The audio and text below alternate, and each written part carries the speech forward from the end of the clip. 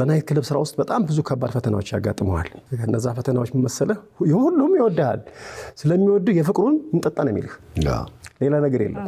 እና የመጣው ሁሉ እስኪ ያወርድና ቅመስ ይልሃል። አንተ ደግሞ ላለማስከፋት ሻት ነው የሚልህ። ስታበዛው ይሾታል አይቀርም። ከዛ ብጻት ምን አለች? ትሞታለህ ልጄ ወንድም ማለት ትሞትብኛለህ አለች። እና ምን ላድርግ ታዲያ ብጻትዬ ስላት አንተ ባላገር ነግሬሃለሁ አለች።